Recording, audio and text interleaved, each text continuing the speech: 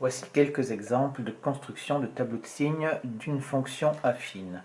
Alors, on veut étudier le signe, donc on sait que pour étudier le signe, il faut connaître les variations de la fonction affine, et on sait que pour étudier les variations, il faut regarder le coefficient directeur. Donc ici, le coefficient directeur, donc a est égal à 2, donc la fonction f1 est strictement croissante. Et il nous reste à trouver aussi la valeur qui annule. On résout donc ici moins 7 plus 2x est égal à 0.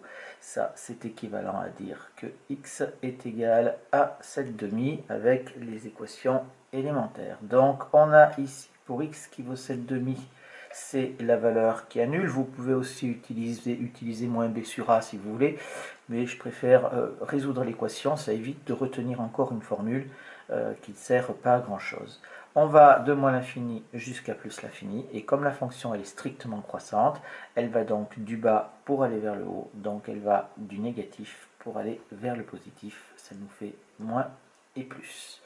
La fonction f2, même chose, je vais commencer par résoudre cette chose-là, moins 4x plus 7 tiers est égal à 0, ça c'est équivalent à dire que moins 4x est égal à moins 7 tiers, ce qui est équivalent à dire que x est égal à moins 7 sur 3 fois moins 4, c'est-à-dire ici ça nous fait 7 douzièmes.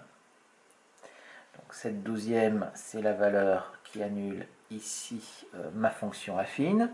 Maintenant, il faut que je regarde le coefficient directeur. Donc le coefficient directeur, il est égal ici à moins 4. Donc la fonction f2 est strictement décroissante ici. Donc si elle est décroissante, elle va donc du haut vers bas, la droite représentative va du haut vers le bas, elle descend, et donc elle va du plus vers le moins. D'accord, on l'a vu, hein, quand la fonction est croissante, ça fait moins 0 plus, quand la fonction est décroissante, c'est plus 0 moins, c'est quelque chose qui est totalement visuel. Ici, même chose, on résout donc 7x moins 1 sur 2 est égal à 0 pour savoir où ça s'annule. Ça, c'est équivalent à dire que 7x moins 1 est égal à 0 fois 2, c'est-à-dire 0. Ce qui est équivalent à dire que x est égal à 1 septième. Donc, ici, pour mes x, quand x qui vaut 1 septième, ça annule ma fonction. J'obtiens 0 ici.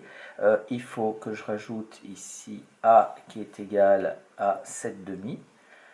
A est égal à 7 demi. Je rappelle que ici, on peut dire que c'est 7 demi de x moins 1 demi.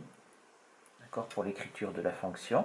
Et donc, ça, c'est positif. Donc, la fonction f3 est strictement croissante.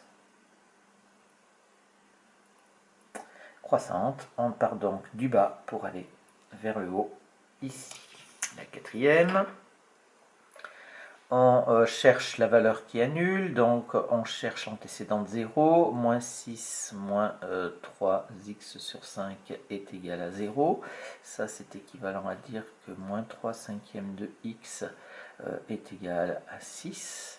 Ce qui est équivalent à dire que x est égal à 6 fois 5 sur moins 3, ce qui nous fait donc moins 10. Moins 10, donc je vais avoir ici la valeur qui annule moins 10 ici, ça va de moins l'infini jusqu'à plus l'infini. Et du coup, il me faut la valeur du coefficient directeur. Ici, mon coefficient directeur, a est égal, je vais le mettre ici, a est égal à moins 3 cinquièmes. Donc ici, la fonction, il s'agit encore de la fonction f3, est strictement, cette fois-ci, décroissante. Si elle est décroissante, on part du plus pour aller vers le moins, puisque le coefficient directeur est négatif. La dernière, donc la dernière ici, attention, ça ne ressemble pas à une fonction affine, mais si on vous dit que c'est une fonction affine, c'est que ça doit en être une. Donc qu'est-ce qu'on fait? On développe ici parce qu'il n'y a pas de factorisation. Ça nous fait 3x au carré, plus 9x, moins x, moins 3. On a bien sûr des simplifications, les x au carré qui s'en vont, et on obtient donc notre fonction affine. J'ai 5x plus 9x, ça fait 14x moins x, ça fait donc 13x. Et ici, moins 7, moins 3, moins 10. Donc, je vais résoudre ici 13x moins 10 est égal à 0, ce qui est équivalent à dire que x est égal à 10 treizièmes. Je vais donc avoir ici 10 treizièmes qui va être la valeur qui annule ici. On va toujours de moins l'infini jusqu'à plus l'infini parce qu'il n'y a pas de contexte. J'ai mon coefficient directeur A qui est égal à 13, positif, donc la fonction f4 est strictement croissante. Strictement croissante. Et on part du bas pour aller vers le haut. Voilà pour les tableaux de signes. Faites très attention à ne pas confondre le signe d'une fonction affine et ses variations.